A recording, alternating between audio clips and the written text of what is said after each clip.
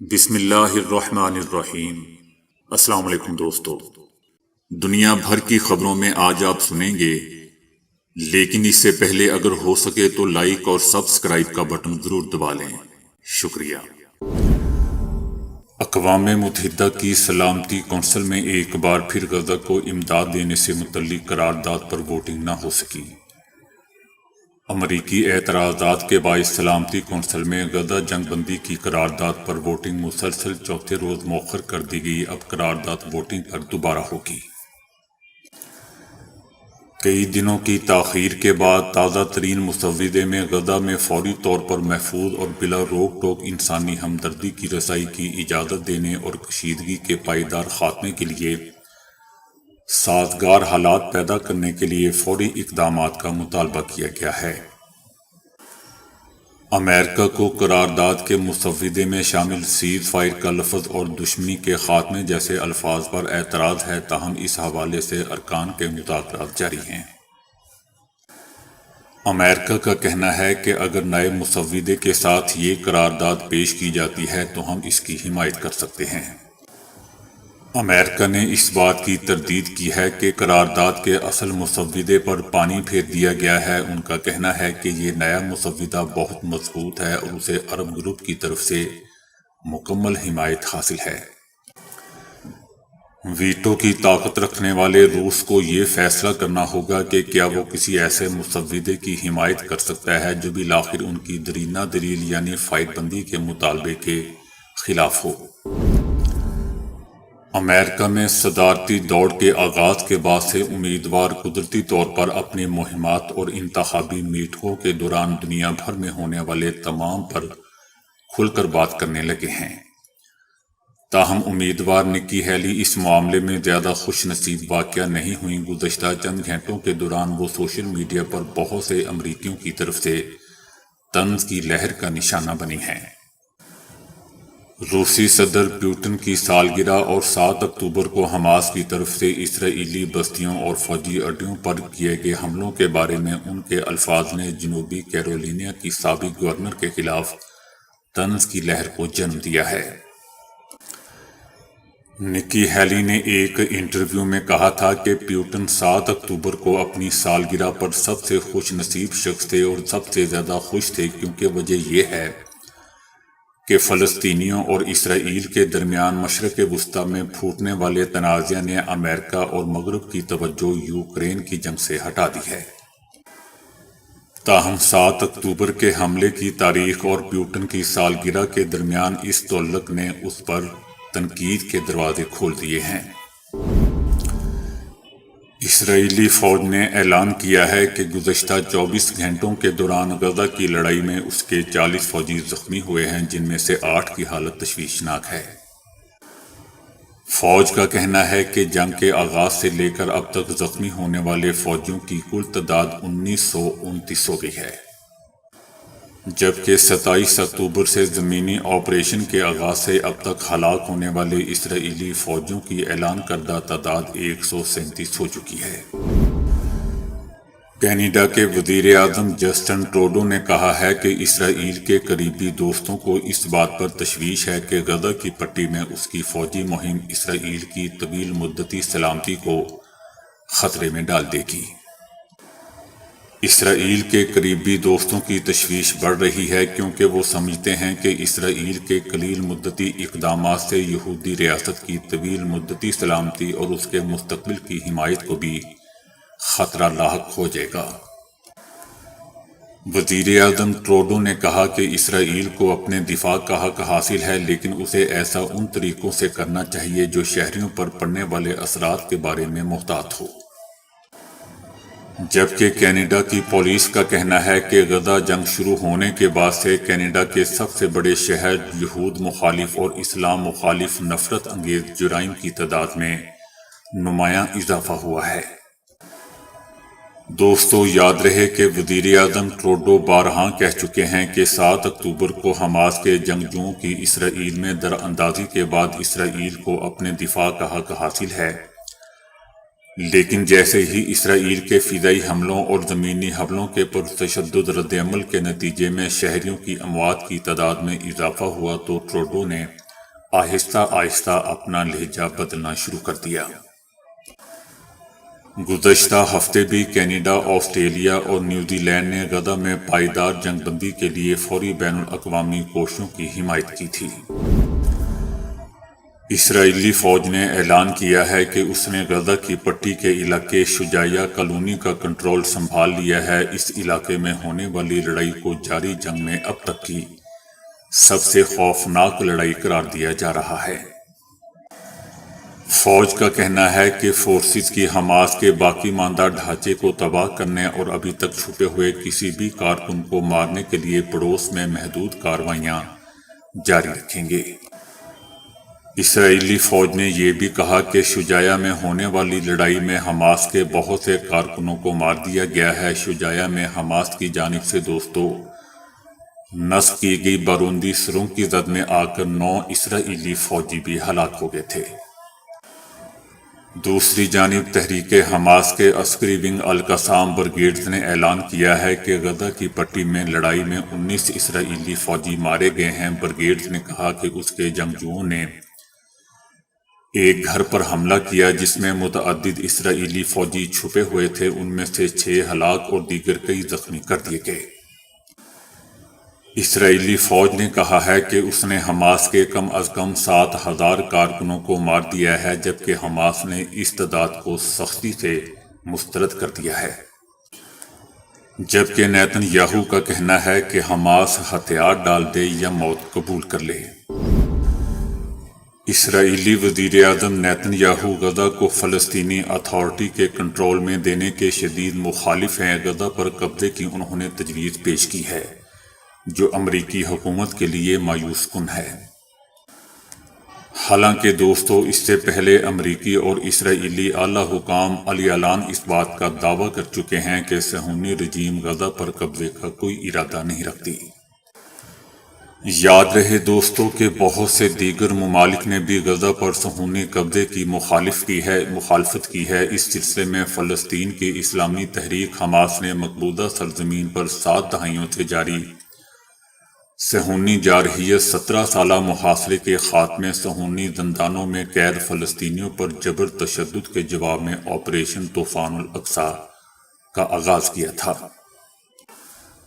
Operation طوفان Al-Aqsa اسرائیل کے لیے نہایت ہی ہولناک، خوفناک تھا۔ حماس کے مجاہدین مقبوضہ سرزمین کے بارڈر ایریاز میں کئی مقامات پر گھس گئے، بہت سے صہیونی کالونیوں پر حملے کیے، جس کے نتیجے میں کئی صہیونی ہلاک اور متعدد کو گرفتار کر لیا۔ اسرائیل نے حماس کے اس حریت پسند اقدام کے جواب میں غزہ کے خلاف اپنی جارحیت کا آغاز کر دیا۔ عسکری ماہرین کا کہنا ہے کہ آپریشن طوفان الاقصی اسرائیل کی سیکیورٹی اور سیاسی پالیسیوں پر کاری ضرب ہے۔ قابل غور بات دوستو یہ ہے کہ غزہ پر اب تک کے صہیونی حملوں میں 20,000 سے زائد نہتے فلسطینی شہری شہید ہو چکے ہیں۔ شہداء میں 8,000 بچے اور 6,200 خواتین شامل ہیں۔ نیدرلینڈ میں غزہ کے شہید بچوں سے اظہار یکجہتی کے لیے بچوں کے 8,000 جوتے رکھ کر احتجاج کیا ہے۔ نیدرلینڈ کی ایک مقامی تنظیم نے مرکزی چوک پر بچوں کے 8,000 جوتے رکھ کر عالمی بے حسی کو آئینہ دکھانے کی کوشش کی ہے۔ دوستو یاد رہے کہ اسرائیل نے وحشیانہ بمباری سے 75 دنوں میں غزہ کے 8,000 سے زیادہ بچے شہید کر دیے ہیں، جبکہ اقوام متحدہ کا کہنا ہے کہ غزہ میں پینے کا صاف پانی نہ ہونے کی وجہ سے آئندہ دنوں میں متعدد بچوں کی اموات کا خدشہ ہے۔ فلسطینی تنظیم حماس نے بحر احمر میں امریکی قیادت میں بحری اتحاد کی شدید مذمت کرتے ہوئے کہا ہے کہ اس اتحاد کا مقصد فلسطینیوں کی نسل کشی کے اسرائیلی جرائم کی پشت پناہی کرنا ہے۔ حماس کا کہنا ہے کہ تمام ممالک سے مطالبہ کرتے ہیں کہ وہ اس مشکوک اتحاد سے خود کو دور رکھیں۔ حماس کا مزید کہنا تھا کہ فلسطینی عوام کی حمایت کے لیے یمن میں اپنے بھائیوں کی جرأت مندانہ موقف کو سراہتے ہیں۔ لبنان، عراق، شام میں مزاحمتی گروپوں کو فلسطینی عوام کی حمایت پر خراج تحسین پیش کرتے ہیں۔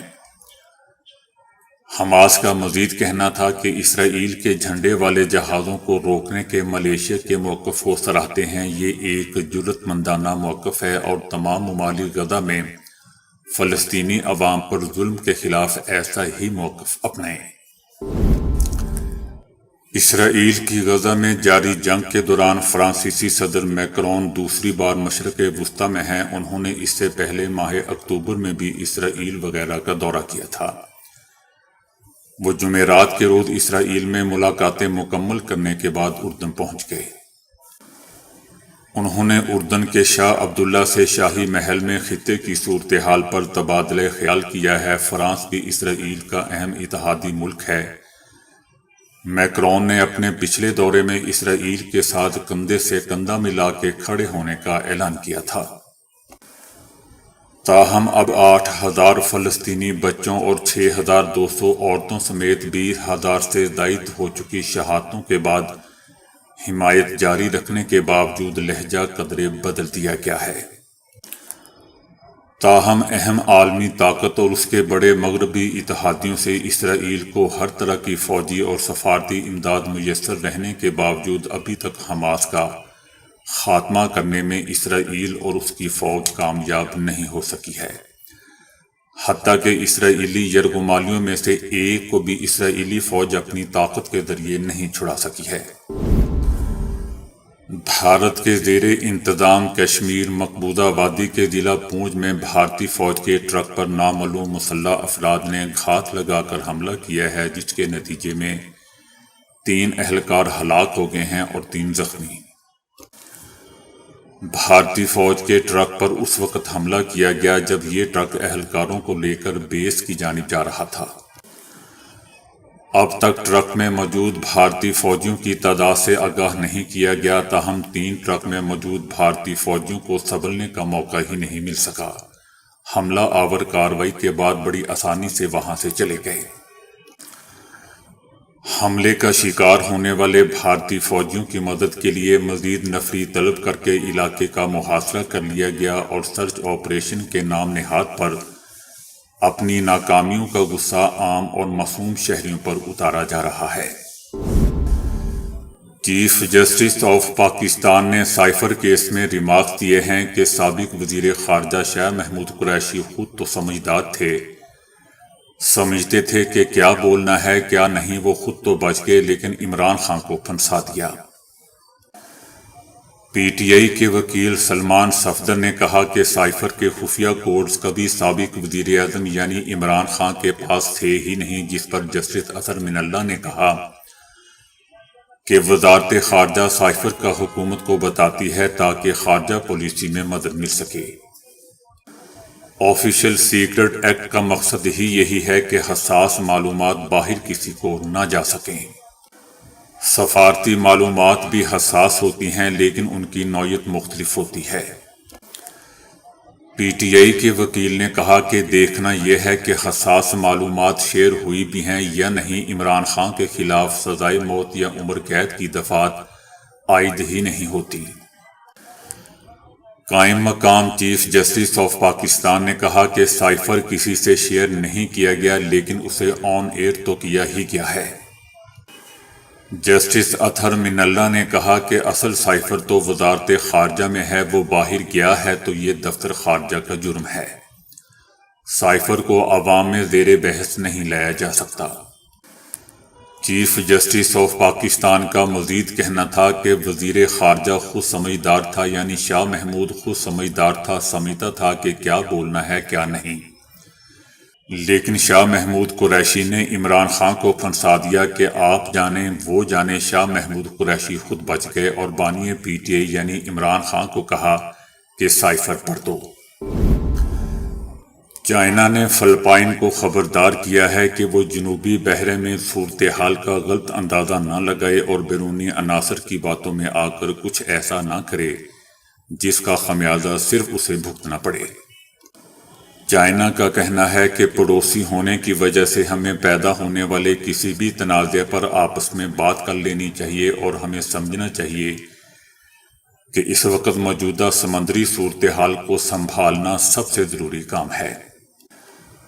چائنا نے فلپائن کو خبردار کیا کہ اگر آپ نے سمندری حدود سے متعلق صورتحال کا غلط اندازہ لگایا یا غیر ارادی طور پر بیرونی قوتوں سے ملے یا ان کی ملی بھگت کی تو چائنا اپنے دفاع میں بھرپور جواب دے گا۔ چائنا کا کہنا تھا کہ چین اور فلپائن کے درمیان دو طرفہ تعلقات میں سنگین مشکلات فلپائن کے پالیسی کو تبدیل کرنے اور وعدوں سے مکرنے کی وجہ سے آئیں۔ چائنا کا فلپائن کو جلد از جلد پالیسی کو تبدیل کر کے صحیح راستے پر واپس آنے کا مشورہ بھی دیا۔ اس حوالے سے فلپائن کا دوستو موقف سامنے نہیں آیا ہے۔ یاد رہے کہ چائنا اور تائیوان کا سمندری حدود کے حوالے سے تنازع کافی پرانا ہے۔ امریکہ سمیت یورپی ممالک تائیوان کی ملکیت کو درست سمجھتے ہیں، جبکہ روس چائنا کے ساتھ ہے اور فلپائن کا جھکاؤ بھی اب امریکہ کی وجہ سے تائیوان کی جانب ہوتا جا رہا ہے۔ بھارت کی ایک عدالت نے اپنی نوعیت کا ایک انوکھا اور دلچسپ فیصلہ سنایا ہے، جس کے تحت اپنے شوہر کو مارنے والی بیوی بھی شوہر کی پنشن حاصل کرنے کی حقدار کہلائے گی۔ عدالت کے مطابق بیوی کو پنشن سے محروم نہیں رکھا جا سکتا۔ عدالت کا کہنا ہے کہ خاندانیہ پنشن ایک ویلفیئر اسکیم ہے جو سرکاری ملازم کی موت کے بعد اس کے خاندان کو مالی امداد مہیا کرنے کے لیے دی جاتی ہے۔ بیوی اگر فوجداری مقدمے میں قصوروار پائی جاتی ہے تو بھی وہ فیملی پنشن کی حقدار ہے۔ اس کیس میں ایک خاتون بلجیت کور نے عدالت کو بتایا کہ 2008 میں میرے شوہر کی موت واقع ہو گئی تھی اور 2009 میں میرا نام کیس میں درج کر لیا گیا تھا اور 2011 میں مجھے مجرم قرار دے دیا گیا تھا۔ میں 2011 میں پنشن حاصل کرتی رہی، لیکن کیس میں قصوروار ٹھہرائے جانے کے بعد ہریانہ کی حکومت نے میرے شوہر کی پنشن لینے پر پابندی عائد کر دی۔ دوستو، اب پنجاب اور ہریانہ ہائی کورٹ نے ہریانہ حکومت کے اس فیصلے کو کالعدم قرار دیتے ہوئے متعلقہ محکمے کو تمام بقایا جات کے ساتھ اس خاتون کو 2 مہینے کے اندر اندر پنشن ادا کرنے کا حکم دیا ہے۔ بھارت میں ایک کسان نے محض کچھ روپے کے حوض زمین کا ایک چھوٹا سا ٹکڑا ٹھیکے پر لے لیا، لیکن اس کی قسمت دیکھیں کہ زمین کے اس ٹکڑے سے ایسی چیز برآمد ہوگی کہ وہ بیٹھے بیٹھے لکھ پتی بن گیا۔ ٹائمز آف انڈیا کے مطابق اس 45 سالہ کسان کا نام لکھن یادیو ہے، جس نے زمین کا یہ ٹکڑا ٹھیکے پر لینے کے بعد جب اس کی کھدائی شروع کی تو نیچے سے ایک ہیرا نکل آیا۔ یہ 14.98 کیرات کا ہیرا تھا جو نیلامی میں 60 لاکھ بھارتی روپے تقریباً 1.30 کروڑ پاکستانی روپے میں فروخت ہوا۔ لکھن یادیو نے ٹائمز آف انڈیا سے گفتگو کرتے ہوئے بتایا کہ میں نے جب کھدائی شروع کی تو ایک جگہ سے کچھ پتھر نکل آئے۔ میں نے جب ہاتھ سے ان پتھروں کو باہر نکالا تو انہی میں سے یہ ہیرا بھی موجود تھا۔ میں اسے بھی پتھر ہی سمجھ بیٹھا، تاہم یہ باقی پتھروں سے بالکل مختلف نظر آ رہا تھا۔ چنانچہ میں اسے ساتھ لے آیا اور ڈسٹرکٹ ڈائمنڈ آفیسر کے پاس لے گیا، جس نے بتایا کہ یہ تو ہیرا ہے۔ تو دوستو، ابھی کے لیے اتنا ہی۔ ویڈیو کو لائک اور شیئر کرنے کا بہت بہت شکریہ۔